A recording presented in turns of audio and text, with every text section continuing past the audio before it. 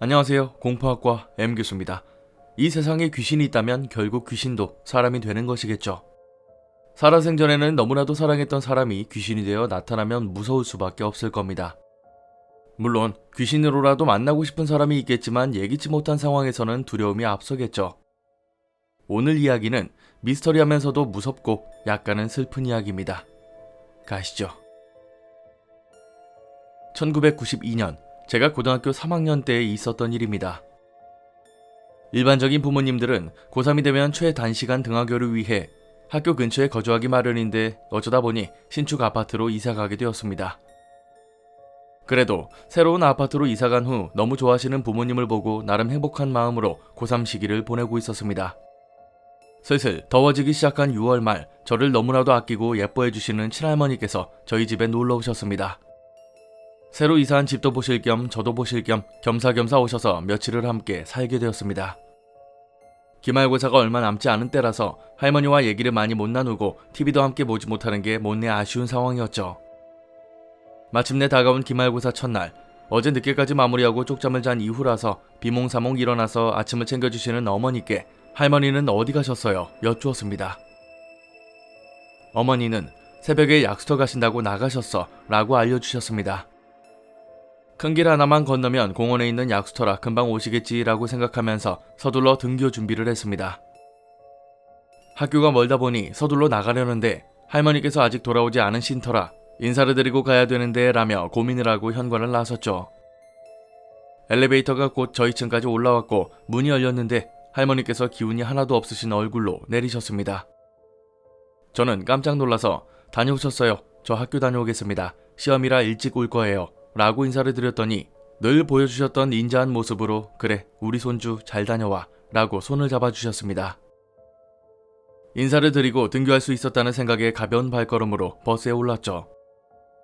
그런데 시험을 보는 중에 알고 있던 문제도 잘 안 풀리고 기억도 잘 나지 않고 나름 공부 좀 한다는 자부심이 갖고 있던 저로서는 시험을 망친 것 같아 속상한 마음에 집으로 돌아왔습니다. 집 근처 버스 정류장에 내려서 아파트로 들어서는데 하늘에 엄청난 숫자의 잠자리들이 아파트 입구 하늘을 덮고 있었습니다. 순간 저는 제 눈을 의심할 정도였습니다. 제가 태어나서 지금 이 글을 쓰는 현재까지도 하늘에 그렇게 많은 곤충이 동시에 날고 있는 모습은 본 적이 없었거든요. 그래도 해충이 날아다니는 것도 아니고 잠자리였기에 별거 아니라고 생각하고 집으로 올라왔죠. 집에 도착해서 현관을 열기 위해 번호키를 누르려고 하는데 바로 앞집 문이 열리더니 앞집 아주머니께서 저를 부르셨습니다. 학생, 할머니께서 오전에 쓰러지셔서 구급차를 타고 병원으로 가셨고 학생이 집에 오면 병원 응급실로 오라고 하시면서 급히 나가셨어. 라는 이야기를 하시고 문을 닫고 들어가셨습니다. 저는 가방만 던져놓고 병원으로 택시를 타고 달려갔죠. 저의 바람과는 달리 병원 응급실에 도착했을 때는 뇌출혈로 임종하신 후였습니다. 마지막에 제 모습을 보여드리지 못했다는 마음에 너무나도 속상하고 마음이 아팠습니다. 부모님께서는 영안실을 잡기 위해 이동을 하셨고 장손이었던 저는 교복을 입고 있을 수는 없다는 생각에 집으로 가서 옷을 갈아입고 오려고 했습니다. 그런데 고3이었던 제가 기말고사를 봐야 된다는 상황 때문에 부모님께서는 집에서 공부하고 시험을 보라는 얘기를 하셨고 저는 고민하다가 어쩔 수 없이 집에 와서 공부를 하기 시작했죠. 하지만 이런 상황에서 제가 정상적인 상태로 공부할 수 없다는 건 이미 기정사실이었죠.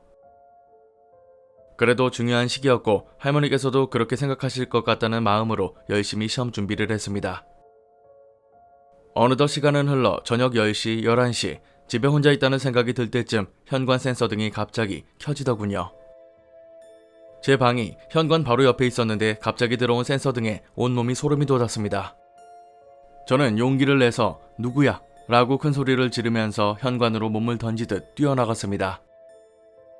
누구라도 있는 거라면 위협이라도 가하고 싶은 마음이었거든요.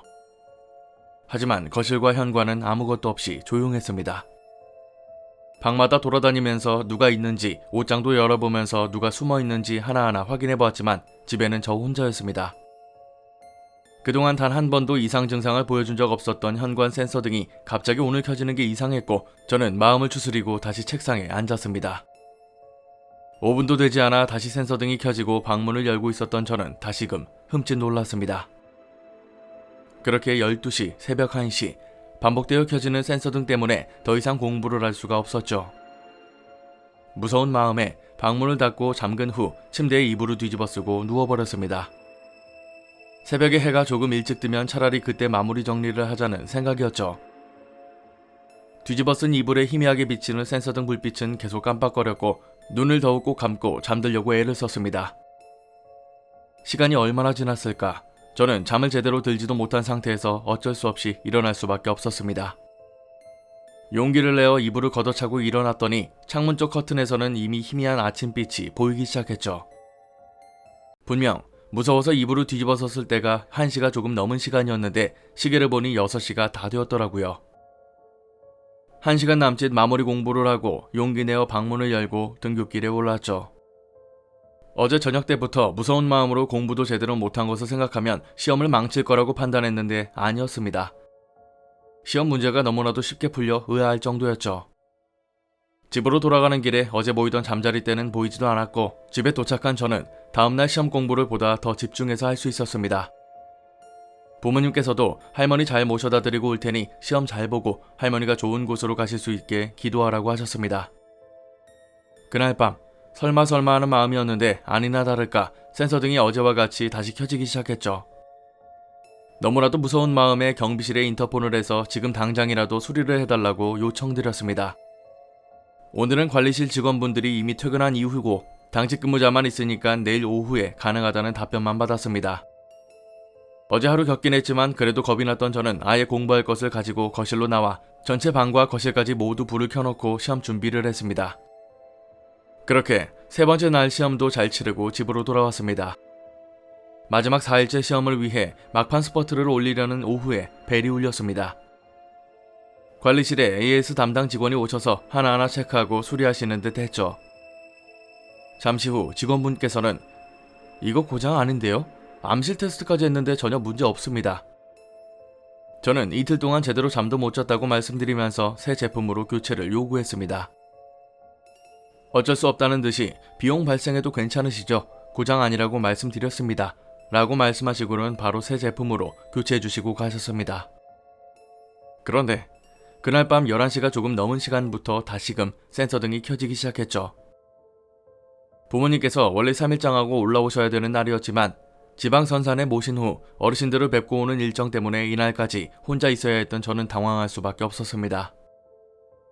고장이라고 마음먹었을 땐 그나마 잠이라도 잘 수 있었는데 교체하고도 동일 증상이 나타나니 너무나도 무서웠죠. 뭐에 홀린 거 아닌가 라는 생각이 들기까지 했습니다. 그렇게 겁에 질려 마지막 날 시험 준비를 했습니다. 나흘째 시험도 만족할 만큼 시험을 보고 집으로 돌아왔을 때는 부모님께서도 집에 계셨습니다. 안도의 마음도 있었고 나흘 동안의 시험에 녹초가 된 저는 침대에 눕자마자 잠이 들었고 저녁 먹으라는 어머니의 말씀에 잠에서 깼습니다. 저녁을 먹으면서 센서등이 오작동을 해서 시험 공부하다가 너무 무서웠다고 말씀을 드렸죠. 아버지께서는 할머니가 우리 손자 얼굴 한 번이라도 더 보고 싶어서 왔다 가셨나 보다 라고 말씀해 주셨습니다. 저는 그제서야 무서워했던 제 자신이 너무나도 부끄러웠습니다. 진짜 할머니께서 제 모습을 한 번이라도 더 보려고 오셨던 거라면 현관 앞에서 편한 마음으로 공부하는 모습을 보여드렸어야 하는 게 아닌가 라는 생각이 들었습니다. 그렇게 저는 고3의 시간을 지나 대학생이 되었습니다. 군대를 다녀오고 복학해서 3학년이 되던 여름밤 가족들과 주말에 방영하는 영화를 보기 위해 거실에 옹기종기 앉아 있었습니다. 아버지께서는 영화관 기분도 나게 거실 불 끄고 보자고 하셨고 그렇게 시원한 음료와 과일을 먹으면서 즐겁게 영화를 보던 중이었습니다. 그런데 갑자기 현관 센서등이 확 켜지는 겁니다. 저는 깜짝 놀라 현관을 쳐다보며 저거 갑자기 왜 저러죠? 라고 부모님을 보면서 말씀드렸죠. 그리고는 고3 때 생각이 나서 할머니께서 저 또 보고 싶어서 오셨나봐요 라고 웃으며 얘기를 했습니다. 그런데 어머니께서는 갑자기 무슨 소리야 할머니는? 이러시면서 정색을 하시는 겁니다. 저는 웃으면서 고3 때도 이런 일이 있었잖아요. 그래서 그때 아버지께서 할머니가 너 보고 싶어서 오셨나 보다 라고 말씀해 주셨잖아요 라고 얘기했습니다. 근데 아버지께서 버럭 화를 내시면서 방으로 들어가시는 겁니다. 무슨 소리를 하는 거야? 네가 장손이고 할머니 돌아가셨는데 집에 있었다는 게 말이 돼? 저는 순간 얼어붙었습니다. 제가 할머니 사진을 들고 장지까지 올라갔다는 어머니의 말씀. 제 기억은 대체 어떻게 된 걸까요? 며칠 뒤 사촌동생에게 연락해서 당시 상황을 물어봤습니다. 무슨 소리 하는 거야, 형? 형이 장지까지 가서 묘지에 안장하는 것까지 서서 보고 있는 걸 내가 봤는데 왜 그래? 저는 당황스러워서 얘기할 수가 없었습니다.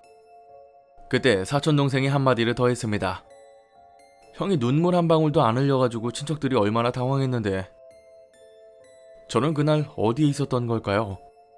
저는 아직도 할머니께서 장손인 제가 장지에 가지 못한 것을 덮어주기 위해서 모두에게 기억을 심어준 게 아닐까 생각합니다. 다른 것도 아니고 센서등 사건은 제 기억에 너무나도 생생하거든요. 시험을 본 것도 맞고요. 제가 장지에 갔었다면 그 센서등 일이 있을 수 있었을까요? 살다 보면은 참 신기한 일들이 많습니다. 새로 지은 아파트에서 센서등을 교체했는데 딱 할머니께서 돌아가신 시점에 깜빡거리는 건 그냥 오류라고 생각하긴 어렵겠죠. 장지까지 모셔다 드리고는 그런 일이 발생하지는 않았으니까요. 아마 이건 제보자분의 말씀처럼 할머니께서 마지막으로 손주를 보러 오신 게 아닐까 싶습니다. 다만 가족들의 기억은 굉장히 미스터리합니다. 분명 본인은 장지에 가지 않았는데 가족들은 다들 봤다고 하는 걸 보면 둘의 의견이 다르죠. 시험도 치르고 집에 있던 게 맞는데 다른 분들은 옆에 있었다는 이야기를 하니까 이해가 안 되긴 합니다.